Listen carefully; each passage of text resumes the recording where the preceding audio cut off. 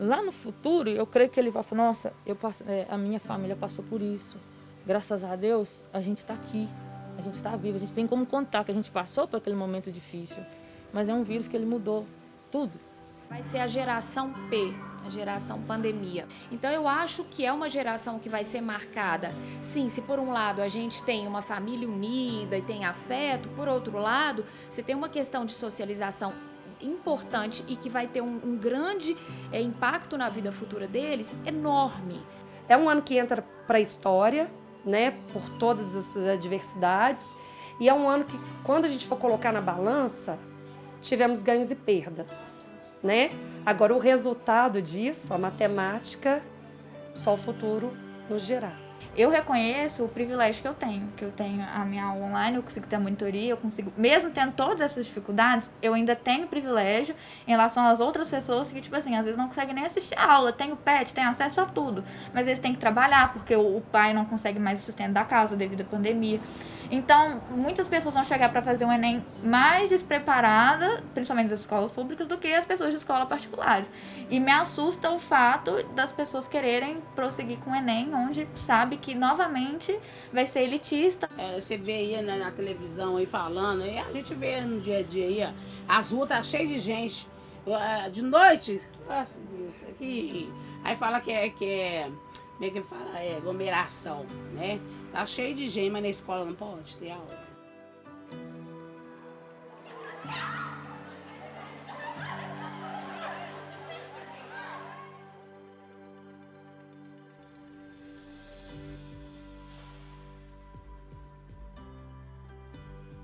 Se eu posso ter uma internet dentro de casa, conseguir acompanhar um filho com todas as dificuldades, isso não se compara a uma realidade de quem vive nas periferias, de quem não tem, primeiro consegue fazer isolamento social, de quem não tem acesso à internet, que tem que decidir entre eu imprimo um para casa ou eu compro comida.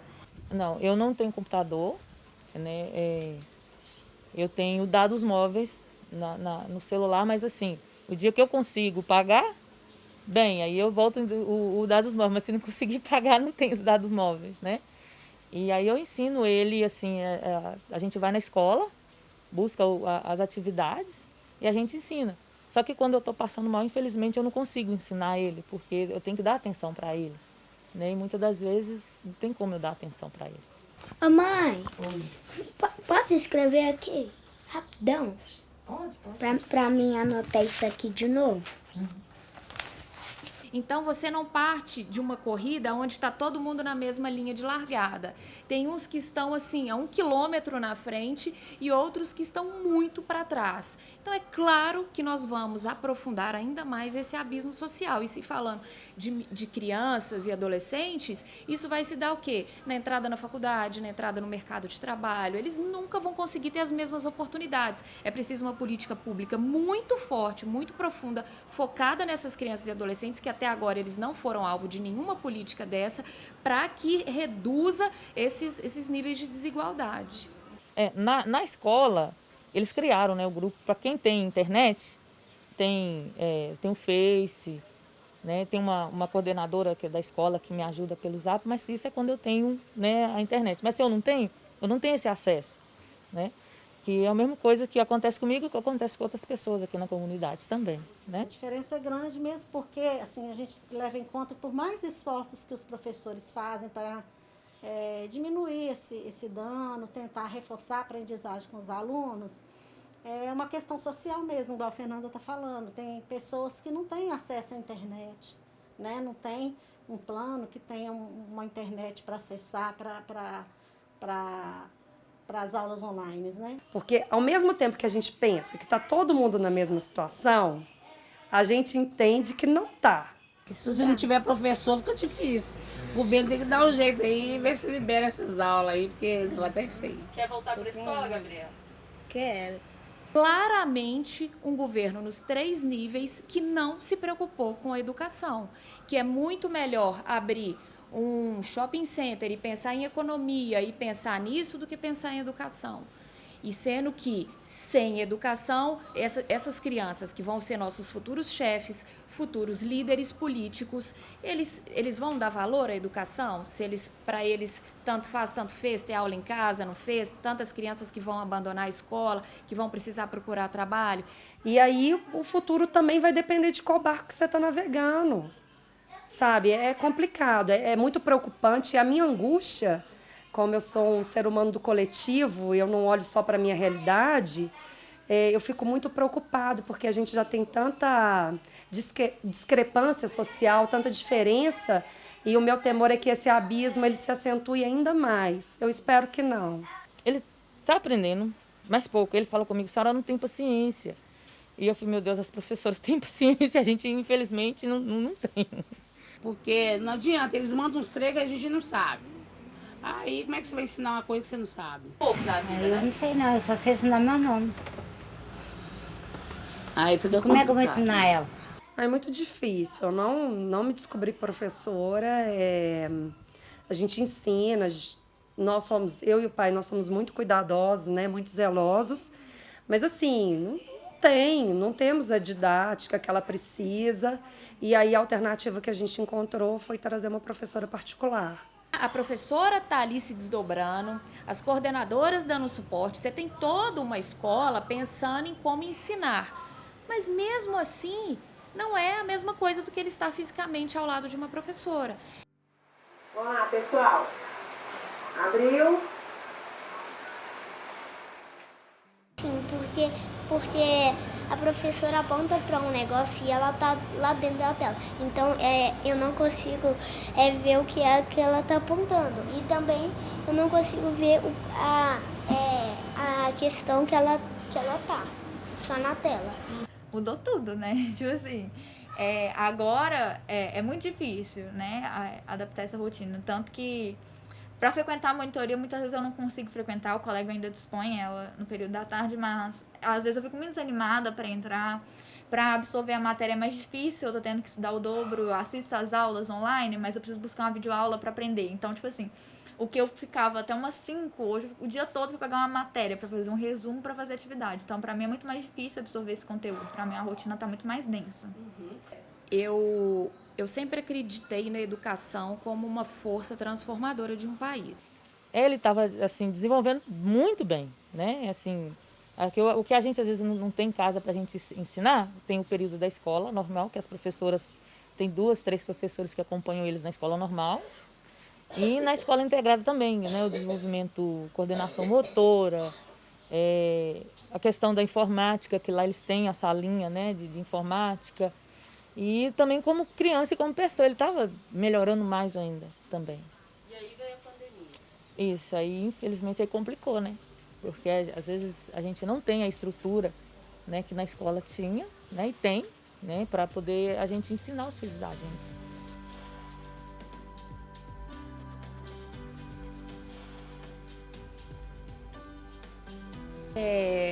Eu acho que o impacto da pandemia em uma família com criança foi muito profundo. Então, eu tinha uma rotina de sair para trabalhar e acompanhar os meninos à tarde em casa. Agora, o que acontece? Eu tenho que pensar o tempo inteiro. Se as folhas, os para-casas estão impressos, se de manhã, que horas que é aula de um, que horas que é aula de outro, o professor pede hoje nós vamos precisar de uma bandeja de isopor para fazer um trabalho em sala. Como, né, professor? Que assim a gente vai pensar nisso agora. O outro, mãe, eu preciso disso, eu preciso daquilo. Ao mesmo tempo, eu vim para o home office. Então, eu tenho que dar conta dos meus chefes, dos meus colegas de trabalho, das coisas que eu preciso entregar diariamente, ao mesmo tempo em que eu preciso acompanhar 2 crianças. Sai perfeito? Não. Nenhuma das coisas vão sair perfeitas. Eu não consigo me desdobrar a esse ponto. E no início, se eu tentei fazer isso, eu caí num surto assim, de exaustão física e mental, porque eu não conseguia. Eu não dava conta de lidar com isso. Então, hoje é assim, olha, faz o que você der conta. Você não quer fazer aula de educação física, então não precisa fazer, entendeu? Eu vou me desgastar, eu vou gastar energia com uma coisa que eu acho que é fundamental naquele momento, que é a aula com a professora, que você precisa aprender a ler. Então eu cheguei no estresse, um ponto de surtar, assim, de dar conta de tudo e conta da casa e fazer comida e responder chefe e mãe me ajuda aqui, mãe me ajuda ali. E hoje eu sou assim, o que é possível fazer hoje? O que vai ser prioridade hoje? Eu vou selecionar a minha batalha hoje, vai ter prova, então hoje a minha atenção vai ser toda ali e o resto vai sair meia boca mesmo e é o que tem. Sabe, assim, não cobrar a perfeição nesse momento, porque eu cheguei num ponto de exaustão, assim. Olha, a dificuldade, a questão, por exemplo, de alimentação, né? Às vezes as pessoas falam assim, mas quem recebe o benefício, tá, recebeu o benefício, é R$600, tá, mas se você tem 5 crianças, eu só tenho o Matheus, mas se você tem 5 ou 6 crianças em casa, chegou, acabou. Porque a conta de você fazer uma compra, e não é compra falando carne, igual aqui em casa mesmo, carne é raro, mas graças a Deus, né, Deus não tem deixado faltar, Deus tem sustentado. Mas complica, porque lá na escola eles chegam, na escola de manhã, daí 7h30, 8h, mais ou menos, eles têm um lanche, volta para a sala de aula. Aí daí a pouco, por exemplo, tem o recreio, né? Depois do recreio, quem fica na escola integrada já tem um almoço, já tem um lanche, e depois tem um outro lanche. Eu sei que dá umas 5 ou 6 refeições. Em casa, infelizmente, eles não têm isso. As nossas crianças não têm isso, né? Fruta, né? Que na escola oferece para eles, né? Coisas que a gente não tem condições de oferecer, lá na escola, nossa, só tem que ver que maravilha que é o almoço deles, sabe? Assim, você chega e vê, assim, fartura, sabe? É gratificante.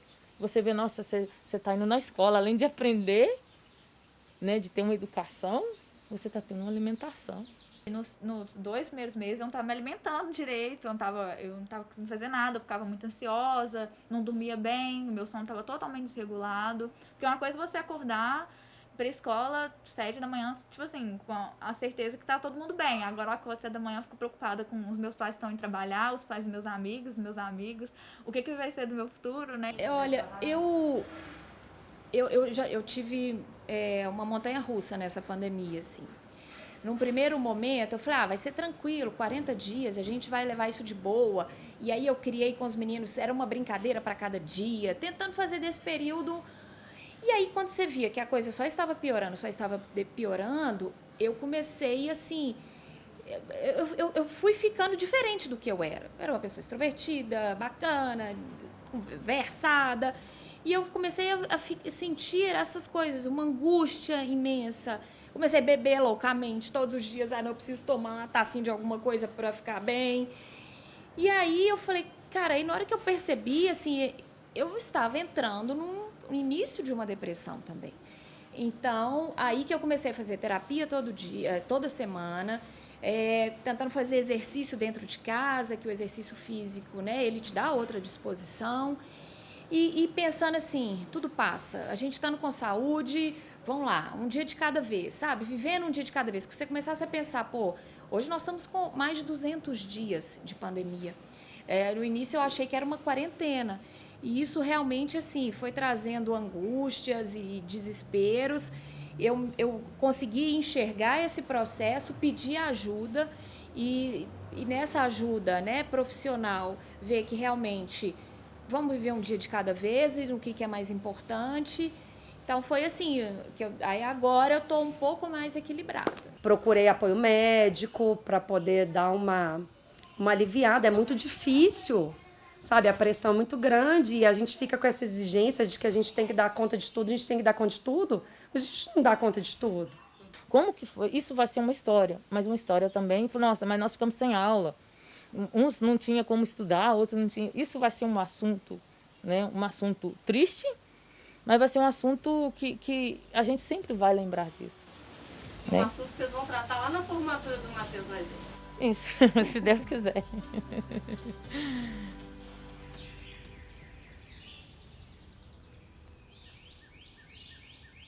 Eu acho assim que o ano de 2021 vai ter que ser um ano onde as famílias e as escolas terão que ter muita paciência para remodelar todo o projeto do ensino para que o que ficou para trás em 2020, a gente não tenha pressa de repassar.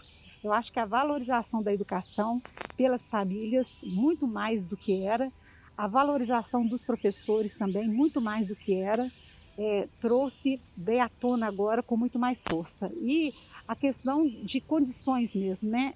Não importa onde a criança esteja e não importa em qual rede ela estude, seja na pública ou na privada, é direito da criança e do adolescente ter condições de estudar. E para isso, a gente não pode aceitar que retire recursos da educação, né, ou que prive as pessoas de ter educação para que elas tenham oportunidades iguais. Só se eu só volto se for de máscara. É um bichinho muito mau. Uma doença que a gente morre quando pega.